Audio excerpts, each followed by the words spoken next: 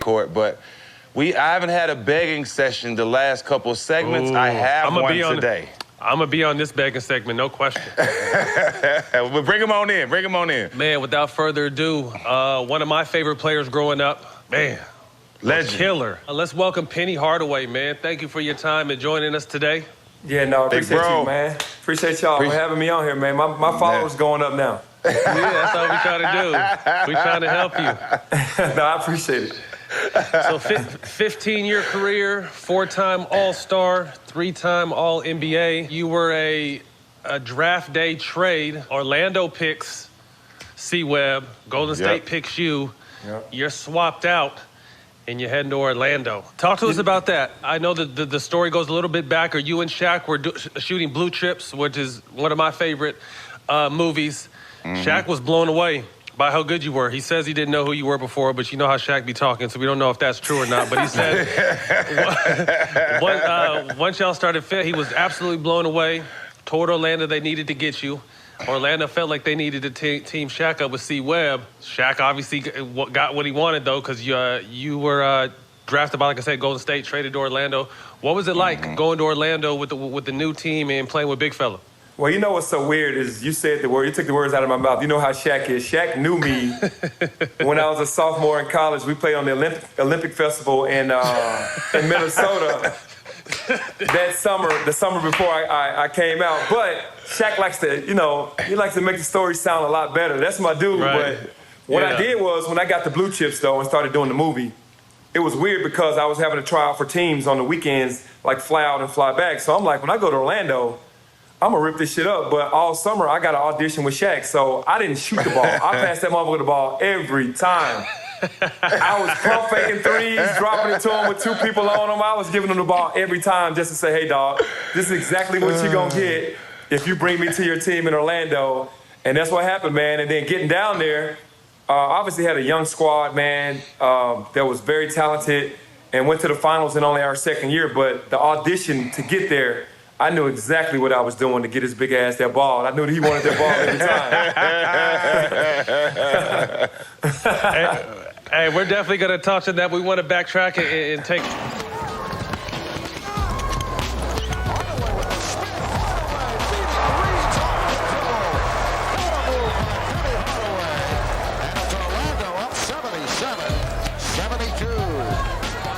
He'll fire it up with one on the shot clock and hit a prayer.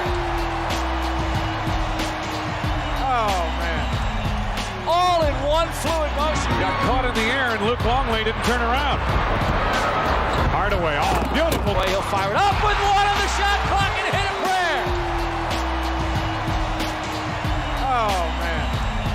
All in one fluid motion. Got caught in the air and Luke Longley didn't turn around. Hardaway, beautiful.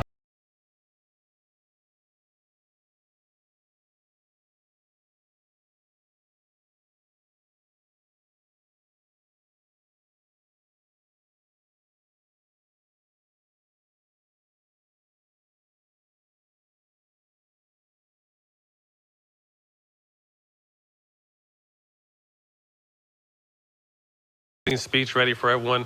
Reflect a little bit on Kobe as a competitor. Did you get a chance to know him well on or off the court? What was your experience like with him and against him? You know, it's funny. I have a weird Kobe story, and I have to say two of them really quickly.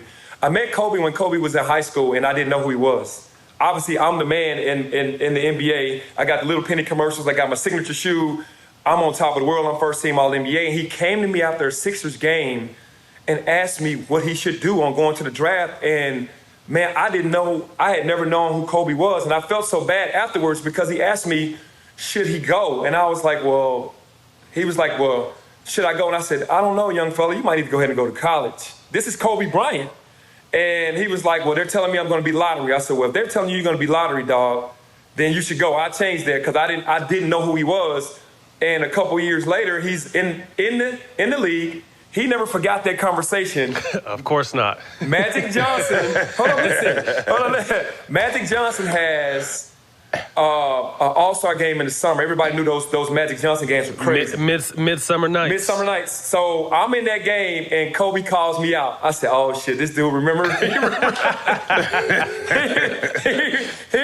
remember that day in Philly, and I just didn't take it like he did, obviously, but all he needs is a little something to just get that momentum going on. I'm getting you back. You didn't believe in me. You didn't know me.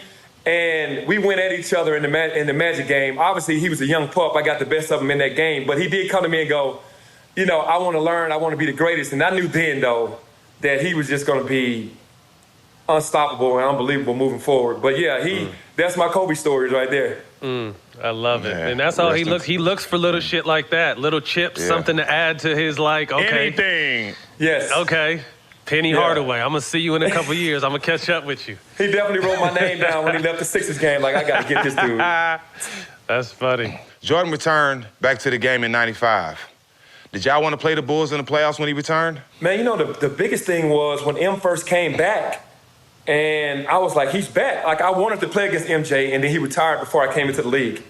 Then when I came into the league, he comes back. So my first mindset is, damn, MJ's back. And then I snapped out of that shit. I snapped out of that shit real quick, like, all right, you got to go in his ass. You got to get his respect. Because this was my favorite player along with Matt. Magic was number one, but MJ, who didn't like MJ? So when he came back and we played them for the first time, I got the best of him and Pip that game. I think I had 36. And I was I didn't even sleep that night because I was so hyped and ready to play that game. And we won, but I think I only pissed him off.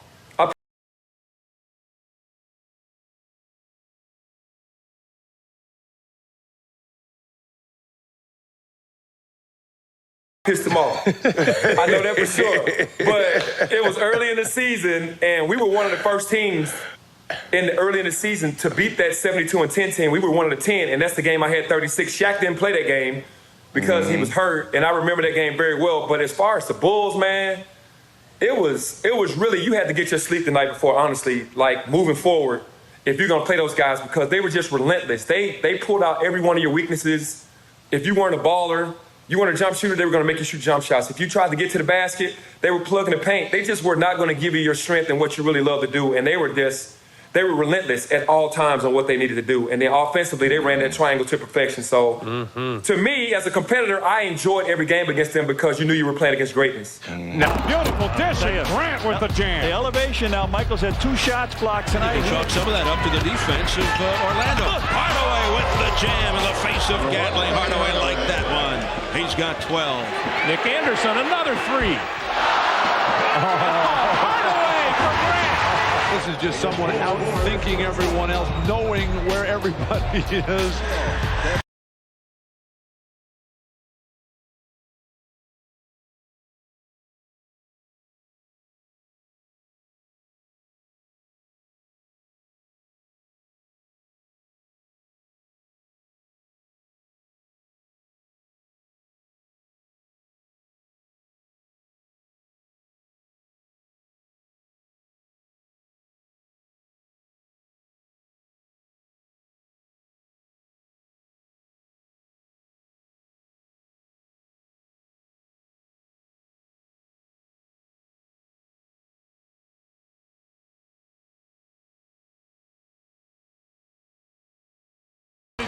Too much. Last 2 possessions to make it hurt. Great feed from Hardaway to Strong. Hey.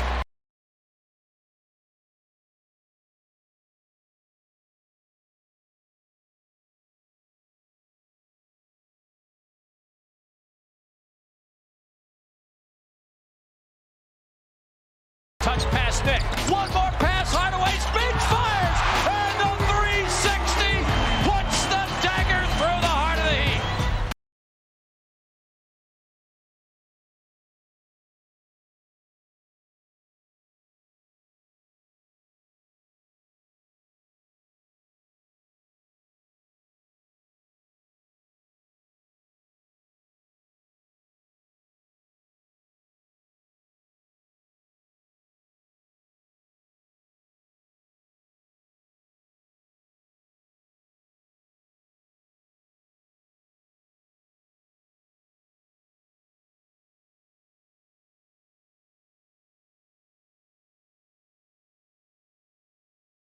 Touch pass Nick. One more pass.